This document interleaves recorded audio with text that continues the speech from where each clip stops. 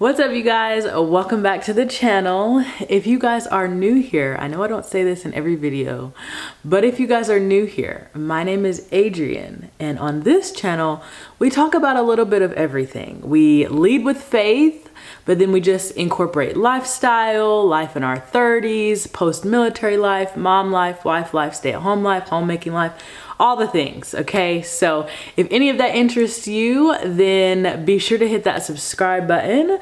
Without further ado, we're gonna go ahead and get into today's video topic. I'm really excited about this one. Okay guys, so as you can tell by the title, today we're actually gonna be talking about the books that I read in 2022. Now, the thumbnail might be a little bit deceiving because I actually read more than what the thumbnail actually showed or shows, but I will go ahead and lead with this and say that audiobooks did count for me this year. And so we're gonna go ahead and get into it, but let me just say this. This was the first year that I have reincorporated reading back into my life since I was a teenager. Now I read self-development books and self-help books and of course the Bible, but as far as like reading for pleasure or reading for just because, you know, just for a mind escape, this was the first year that I have done that in a long time. Okay, so cut your girl some slack, but definitely root her on because this is a lot. So I actually calculated and I read 10 books in 2022, and that's really like amazing for me. So I'm really proud of myself for that. These books are in no particular order.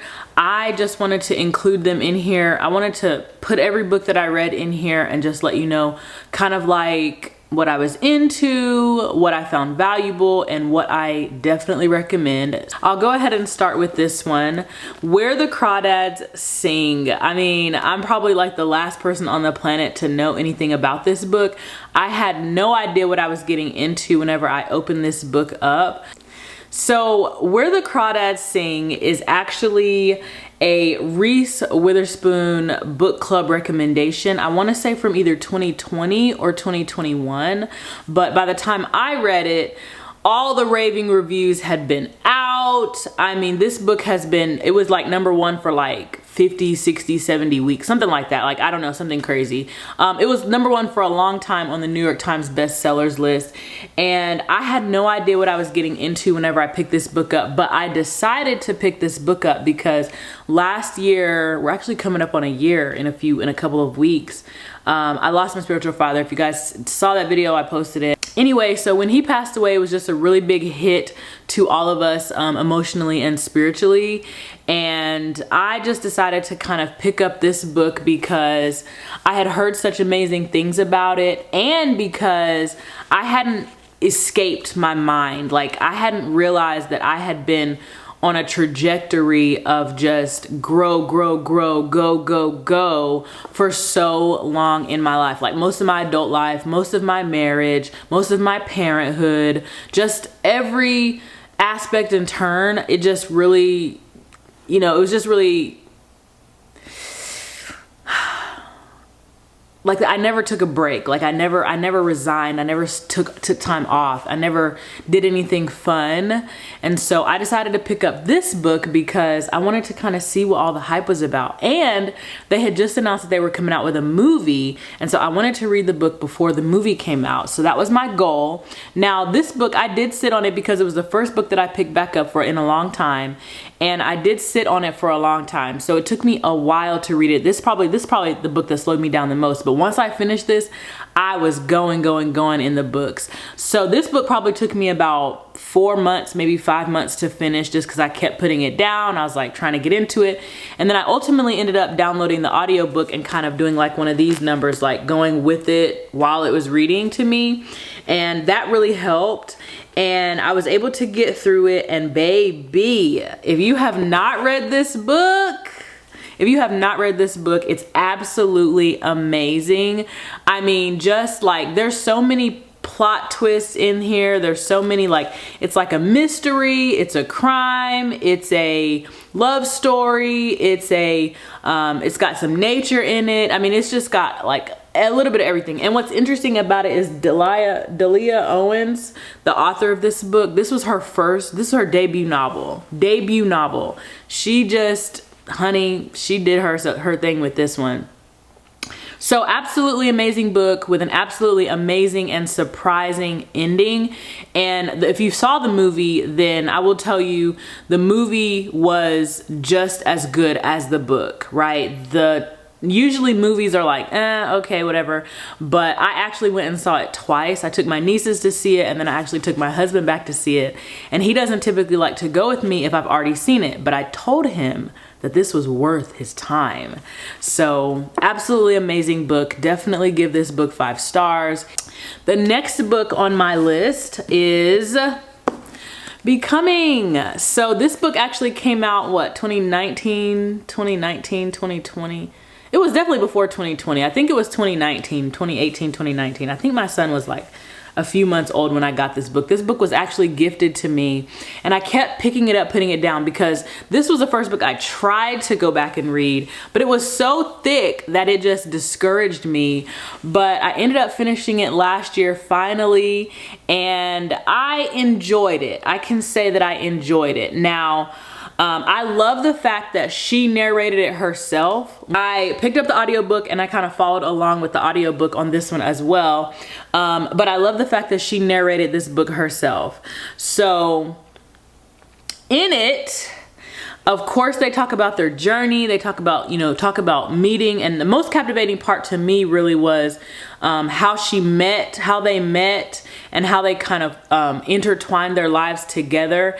And I really love and respect Michelle Obama because she never lost sight of who she was to me, where she came from.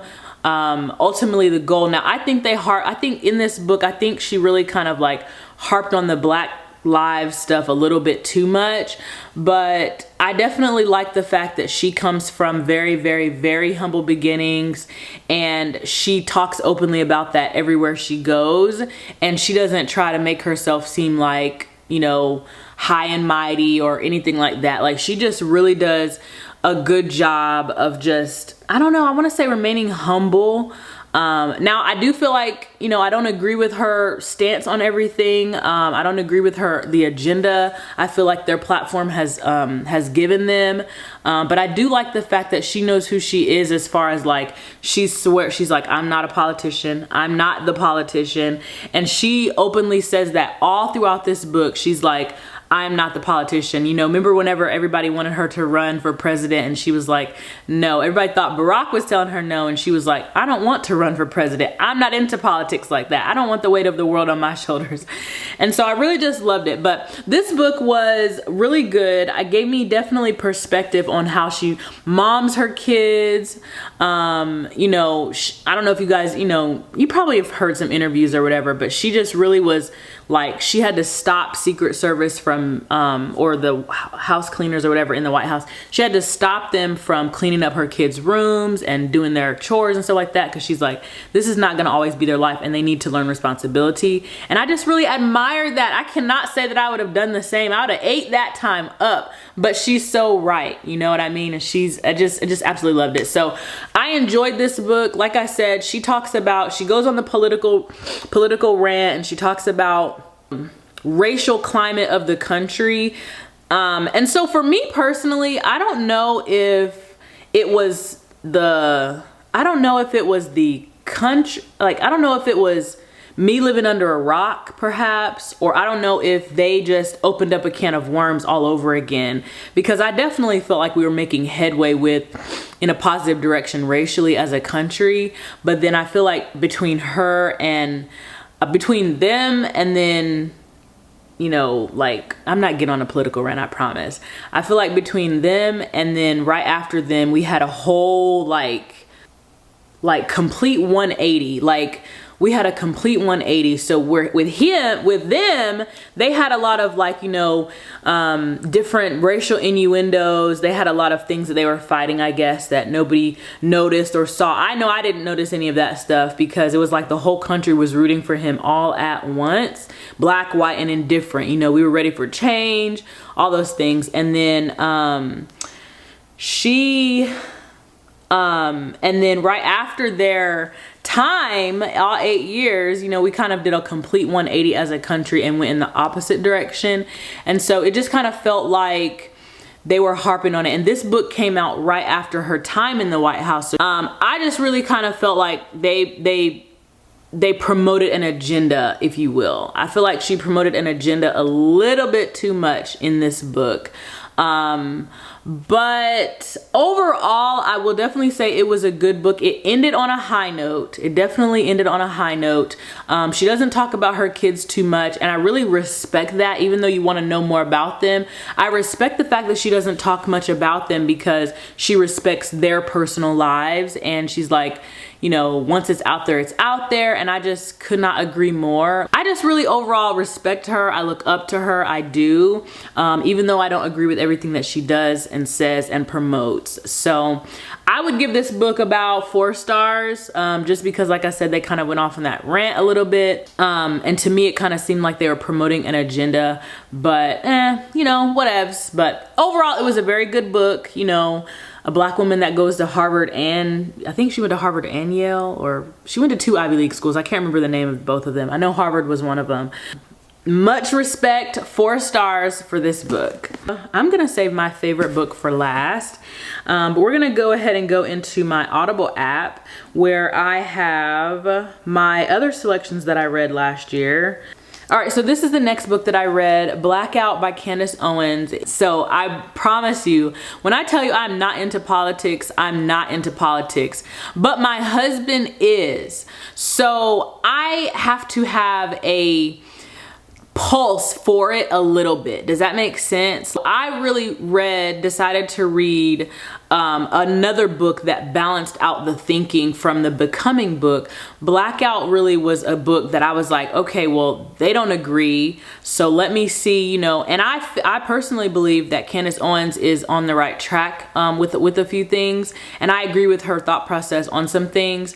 And so I decided to read her book because I said, well, maybe it'll give me like some perspective. I don't want to be one-sided. I don't want to be, you know, completely left, completely right. I don't want to be completely like off balance with my thought process or the way that I want to raise my own family, but I do want to be educated in my in my knowledge. Okay, I really appreciated her book. I definitely did. She gave more facts than I feel like where other books give more like feelings, or were they really down the other party, the other person. She really just gave facts. Like, she gave facts about how, yes, we came from bad times or whatever, but it's really not about where you start, it's about where you finish, and, you know, really the pulse and change of the country, and just really getting to know. And to be honest with you, I will tell you this, to be honest with you, she changed my mind on President Trump at the time. She changed my mind on him. All that stuff that was happening in 2020 with the George Floyd and the racial climate and all that stuff that was going on was at its complete height. And that was when I actually first learned about her, because somebody was like, you know, y'all keep making her relevant, and they were just down talking her so much on social media. And I was like, who is Candace Owens? And so I followed her. I started following her and absolutely fell in love with her. I just like, sis is bold, okay? So I've been following her ever since. I really do admire her stance. I admire her boldness. She is actually a year younger than me. I was born in '88. She was born, no, she's like 6 months younger than me. August, September, October, November, December, January. She's 5 months younger than me. She was born in January '89. I was born in August '88. So I just really love the fact that she's my age and that she is just doing some absolutely amazing things. And so as far as the book, she really gave perspective on on the holistic view of our country. It wasn't one-sided. It wasn't just black focused. It wasn't just Trump focused. It wasn't just, it wasn't anti-black. It wasn't any of that, but it was holistic. Like, yes, of course, in the book, she promotes Trump, but it wasn't like she focused wholeheartedly on him. I think she only gave him like maybe one chapter, and not even a whole chapter, a few pages, just to kind of conclude her sentiments, essentially. But she really just gave so many facts in her book about historical data, where we come from as a country, where we come from as a culture, as a people, statistics on black crime, statistics. I mean, it was just so valuable that I was just like, okay, this helps. This helps to kind of bring things down a notch and be like, look, all white people are not evil. I grew up with all white people, so I don't hate, like, I will never, and I'm just going to say this publicly, I will never only promote all black anything. I will never. I went to an all white school, private school. I had all white friends until high school. I think I had like 2 black friends in middle school, and then I met some actual black people that I still talk to in high school. But up until high school, for me, all white people. Sports, school, sleepovers, everything for me was like all white people. So now that people, all this stuff about black lives, like, they just want to kind of throw all this hate out there, and I just didn't grow up like that, so I just can't get down with that. So sorry, not sorry. But anyway, I really loved her book. I respect her. I definitely have to give her book, I don't know, I'll put it down on the screen here what I give her book, because I can't think about it right now and I want to keep moving. So the next book that I want to talk about is, oh my gosh, The Last Supper on the Moon by Levi Lusko. I loved this book. Literally loved this book. So this book was basically it was a self-help book. It was a parallel between inner space, our inner space, and outer space, right? And actual outer space, like the moon, the galaxy, whatever, all of that. And it was just such an amazing parallel. And he talked about our last trip to the moon. He talked about our first trip to the moon. And he talked about how the sun and the moon orbit around each other. Some books that you listen to on Audible need to be like, you need to go and purchase, okay? And I would definitely say this was one of them. I would definitely want to go purchase, or at least rent, so that I could write down some quotes, so that I could highlight some things, take some pictures of the actual content in the book, because this book, it was so valuable that it's like, it was so many references in there. He related heaven to earth in such an amazing, amazing way. So he just does an absolutely amazing job with paralleling heaven on earth, with paralleling inner space to outer space, with paralleling Jesus and the cross, with the moon travels, with, I mean, it was just absolutely amazing. Highly recommend. Definitely, I would say 5 stars. Definitely 5 stars. The next book that I read was called The Guest List, and I love The Guest List by Lucy Foley. And this was actually a like crime thriller. At the very beginning of the book, there's a crime that happens, and then the rest of the book is spent trying to figure out who did it. And at the end, of course, you think that you know who did it. You think that you know the plot twist, but you don't. And so I was wrong with who I thought did it, or what I thought happened, or how I thought it played out. I was definitely wrong. But it was a very good book. And so it basically takes place around a wedding. And so there's a crime that happens the day of the wedding. I want to say the day of the wedding. The day of the wedding, or the day before the wedding? I want to say the day of the wedding. I can't remember, but the day of the wedding, and the rest of the book is spent trying to figure out what exactly happened, who did it, and why. And so it's just really good, and you kind of see the guest list unfold, you know, the mom, the sister, the friend, the, you know, lover, the whoever, whatever, all the things. And so it's just a really good book. So definitely highly recommend. The next book I read was called I call it Greenwich Park, but it's actually called Greenwich Park if you listen, you know, as you hear them talk about it in the book. And it takes place in England, I want to say.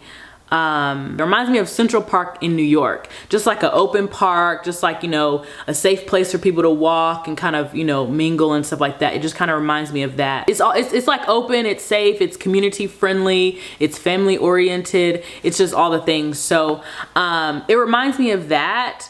And then, so Greenwich Park is another like crime thriller. It's about this couple that basically is living their fairy tale life and just, you know, happy. And all of a sudden this lady ends up in their midst and they don't know her, but she seems to know more about them than she's letting on. And she seems to, you know, just kind of like be spying on them. She's kind of like, you know, an outsider but an insider at the same time. Like, they don't know who she is, but she knows who they are, and so she befriends them, and then it kind of builds and goes from there.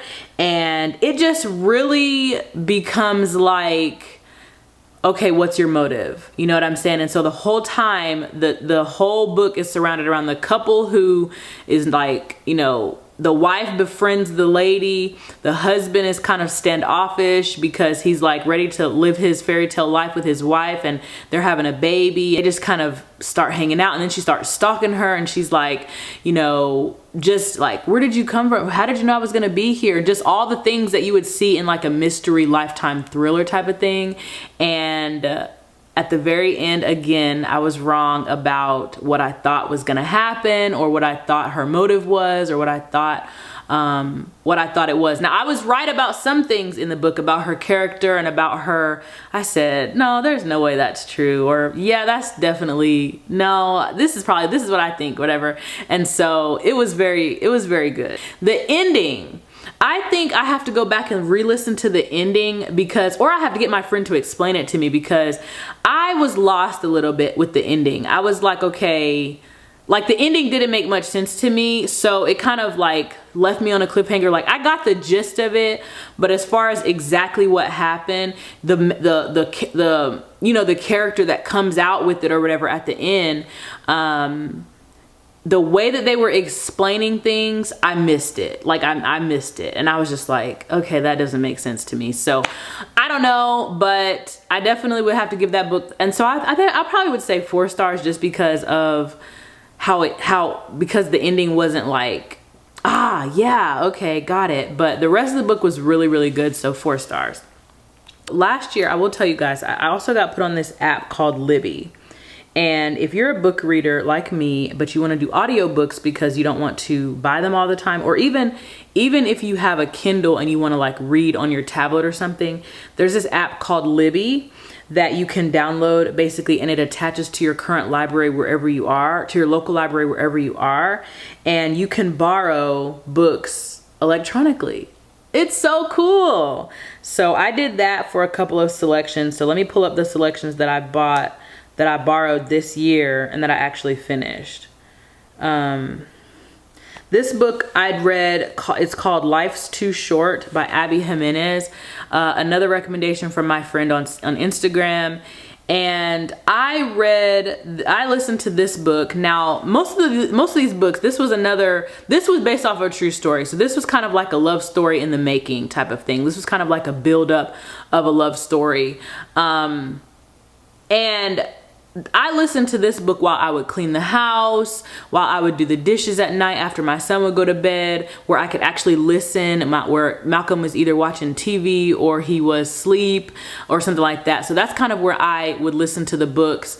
And it was so good, you guys. It was so good. At the end of the book, I did not realize that it was based on a true story. So what I did was I went onto YouTube, and I found the girl whose story this was based off of. And so it is a true story, basically about a girl who was diagnosed with a terminal illness, and ultimately, you guys may have heard of her. I cannot remember her name right now. She's on YouTube. It's really a true story, but she just had such a bubbly personality. She died at like 22.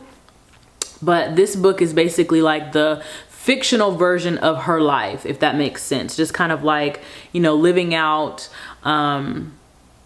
you know, they added the love part in there. They added different, you know, different captivating story parts in there. But ultimately it was about a girl who had a terminal illness, who was just kind of reserved in her being.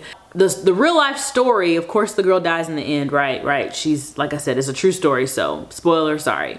But as far as in the book, she lives her life in such a way that like every day is her last day. You know, it's a love story, it's a medical story. It's really, really good.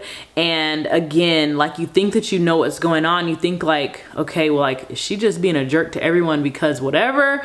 But then you kind of learn like, okay. And so I thought that it was going to end one way. I thought it was going to be more like a miraculous turnaround. I thought it was going to be like, oh, you know how movies are, oh, the wrong diagnosis, or oh, whatever. And it wasn't any of that.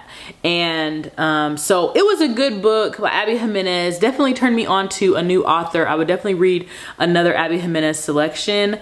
So overall, I'll probably say 4 stars for that one, just because it was kind of slow. I feel like there were some parts in it that could have been left out. Like, they just kind of drug it on a little bit, and that was kind of in the beginning. That turned me off a little bit. I wanted to put it down a couple of times, but I pushed through it. And so I would definitely say 4 stars, just because it kind of started off slow. So there's that.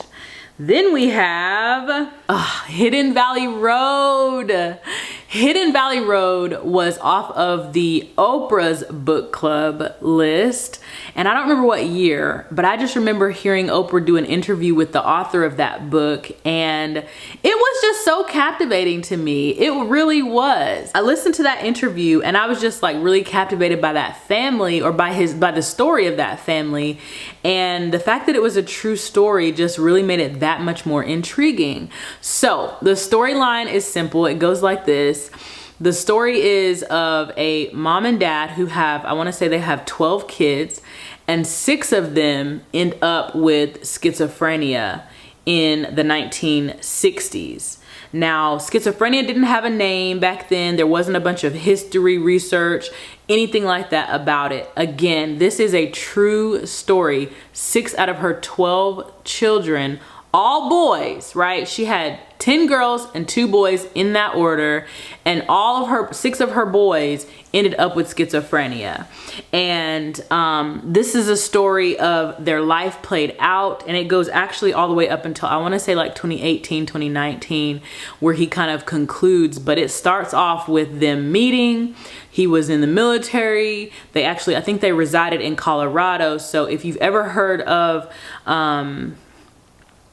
like, you know, a lot of the history that's on schizophrenia came from this family, because they followed them for decades, and they kind of like, they changed their medicines, they did this, they did that, they put them in homes, they, you know, made them caregivers. The other siblings, you know, I mean, it was just a lot of just everything, just wow. But it was a really good book. And so again, I listened to that book while I was cleaning up at night, but it was so captivating. Like, I think I probably finished that book in like 3 or 4 days, because I was just like, could not stop listening to it. I'm like, I cannot believe one family went through all of this. Like, wow, you know. But and the thing about it was, because it wasn't openly known back then, the family really tried to keep it, you know, the dad was really standoffish with it, and the mom, she just put on a public smile for everyone all the time. And so she didn't really acknowledge it. Even when her other kids got older, like her baby girls got old enough, there was just a lot that was undiscussed. There was a lot that was just, you know, because the youngest 2 daughters were like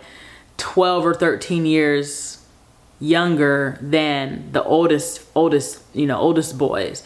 And so there was a lot that went on, you know, just in that family. And Really, really, really good book. 5 stars for sure. Absolutely, without a doubt, 5 stars. The next book is called Winning the War in Your Mind by Craig Groeschel. Craig Groeschel is actually a pastor, and I loved this book. This book was one of the ones that I read when I was juicing my juices, like at nighttime for like my events. And I literally love this book so much that I'm going to be probably reading this one again. I'm gonna get me a hard copy of this one, and I literally love the way that he parallels the mind and psychology with the Bible. I loved it. Absolutely highly recommend anybody read this book that is struggling with, like, you know, just understanding the war that's going on in your mind, because the devil is after your mind, and he just really does a good job of reining that in, of bringing that home, of pointing you back to Christ through the struggles in your mind, and through letting you know that you are an overcomer mentally and emotionally, and that you can do this. Absolutely recommend. I wish I could give it more than 5 stars, but 5 stars. That was probably my number 2 favorite of all the books that I read this year. And then, of course, my number 1 favorite book of the entire year that I will read, recommend, and gift to anybody that ever tells me that they need a good book selection, y'all.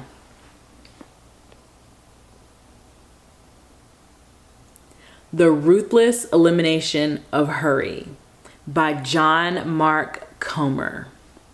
I literally cannot rave about this book enough. This book was recommended to me. I follow another Instagram influencer and she recommended this book, and literally this book changed my life.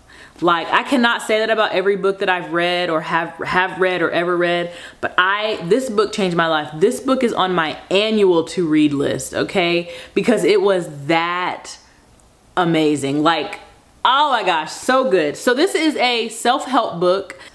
It's a book. He is also a pastor or preacher, teacher, faith-based individual. And he talks about slowing down in a culture that's steadily trying to make us speed up. What a revelation. What a revelation. I mean, he just gives statistics, and he just talks about how we were not designed. He talks about, oh my gosh, the time-saving devices. He says, it's interesting how we were given time-saving devices such as washing machines, dishwashers, and yet we have less time than we did before we had those devices. Interesting how we don't have to wash our clothes by hand anymore, hang them to dry, go check on them, bring them in from the clothesline, but yet we have less time than we've ever had with more help than we've ever had. Can you even, So he goes on to talk about the solution to time. He goes on to talk about letting God take care of the world. You know, you don't have to carry the weight of the world on your shoulders, letting God really just, oh my gosh. This is the book that, if you ever heard me talk about the Sabbath, this is the book where I got that from, because he re-emphasizes how we have forgotten about the Sabbath, y'all. This book could be its own video by itself, I promise you. He talks about how we've forgotten about the Sabbath, or how he says, remember the Sabbath, and the Bible says, remember the Sabbath and to keep it holy. However, we have just gotten completely away from that, like completely away from the idea of the Sabbath. And he just re-emphasizes it for some, and then teaches it to others about how the Sabbath wasn't a recommendation. It was like a requirement. Does that make sense? And so ever since I read this book, I shared it with Malcolm. He tried to do the audiobook of this one. He ended up actually going to buy the copy. He said, no. This book is too good, because I would listen to it in the shower. Whenever I want my husband to hear something that I'm doing or into, I always make it a point to do it around him. So if it's something of value that I want him to hear, I make sure that I listen to it around him or watch it around him, because he's always ear hustling. So this book I was listening to on Audible as I was like getting dressed in the morning. So he would come in the bathroom and he would hear. And so he went out one day and bought this book. And so all these highlights, I don't know if you can see that, but like this book is highlighted through page. All these highlights are my husband. These are my husband, okay? So look at that, like the whole thing is highlighted. Like he just absolutely loved this book. We both did. It changed our life. It says 4 practices for unhurrying your life. He talks about how to unhurry. He talks about how to give it over to God, why give it over to God. He talks about simplistic living, slowing down. I mean, I think I did a vlog over the summer about just how to have a slow summer. And that's kind of the idea of where I got this from. So just really slowing down life and just really enjoying and not trying to move to the next season all the time. You know, I can't wait till my kid can ride a bike on his own. Oh, I can't wait till this. I can't wait till that. And just really enjoying the season that you're in. 10 out of 10 recommend. I wish I could give this more than 5 stars because it was that good. So you guys, those are my book selections. This video was a little bit longer. So I hope that you enjoyed my book selections of 2022. I hope that you found value in this, and I hope that you stay tuned for what we read this year. So I hope that you guys enjoyed the selections from 2022. These are my top books. Like I said, not in any particular order. I hope that you have found some value. I hope that you are inspired to pick up a book. Any book, doesn't matter, fiction, nonfiction, self-help, self-development, you know, whatever, thriller, science fiction. I mean, just anything. When I go into a bookstore, y'all, I'm just like a kid in a candy store. I might take you guys with me to go book shopping, but I literally don't ever know what I go in there for. And then on top of that, I prefer libraries because I do have the Audible subscription, so they read to me. I know that's probably kind of cheating a little bit, but listen, it is what it is, okay? Until I can get my read speed up, I am like, or until I can maybe get my reading comprehension up to a level where I'm like, okay, what did I just read? So anyway, absolutely proud of myself for what I read in 2022, and I'm looking forward to another productive and positive year of book reading. So thank you guys so much for watching, and you guys will see me in my next video. Bye bye.